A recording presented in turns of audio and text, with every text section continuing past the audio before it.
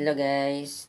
So, welcome again to my YouTube channel. So guys, bago natin simulan yung tutorial, make sure nakasubscribe ka, click the notification bell para updated sa mga tutorial natin guys. So guys, magandang umaga, magandang tanghali, magandang hapon, magandang gabi, kung anong oras mo ito napapanood itong video to.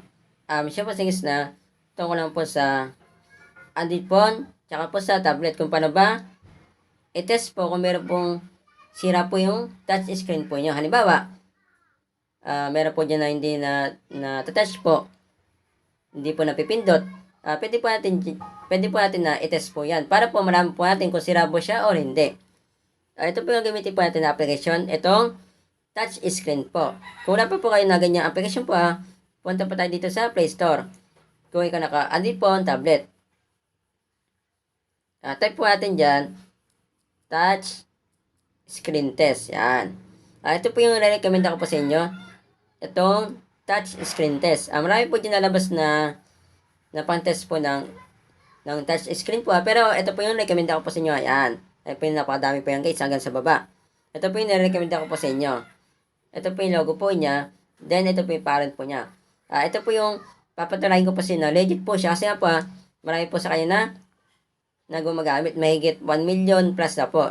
Kaya ay masabi ko po sa inyo na legit po siya. Punta na po tayo dito sa application na touch screen test. Yan, kung napapansin nyo na po na meron pa kayong parte na hindi napipindot po sa touch screen po nyo. Ito po yung gamitin po na application guys, para makasigurado po kayo kung sira ba siya or hindi. Yan o, tuldok, yan. Kung meron kayo dyan na i-test po na hindi nalalagyan po ng bilog, yan, katulad po yan. Yun na po yung sira po yun. O. Dito po nyo i-test guys. Kunwari, na ano po yung sa Android phone po nyo or tablet, meron kayong hindi napipindot po doon, para makasigurado po kayo na kung may sira po yung touch screen po nyo or wala, ito po yung gamitin po nyo. Baka kasi guys na nagloloko lang po siya. Yan. Kaya shoutout po sa mga technician na katulad ko po dyan, yan, katulad po ng cellphone repair.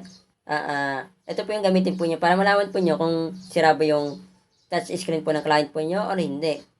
Kung gusto po nyo i-reset po yan mawala po yung mga napindot po nyo, i-back nyo lang po yan guys. Back natin. Back lang po natin guys i-reset nyo lang, para ma-reset po siya guys i-back nyo lang po yung application na yan. Alisin nyo lang po. Ayan guys, naalis ko na po siya. Then, balik po tayo dito sa touch screen test. Hindi ko siya kasi maalis po kanina, nagloloko po Yan. Mag-test na ulit po kayo. Yan Yan kung saan parte po yung hindi po malagyan po ng guhit, bilog, ayun po yung sira. Yan. Alisin nyo na ulit guys kung gusto nyo ma-reset. Yun lang po yung share ko po sa inyo paki-share po ito mismong video sa mga kakala nyo guys na nagloloko na po yung touch screen po nila sa Android phone, tablet, para po makasigurado po sila kung sira ba yan or nagloloko lang.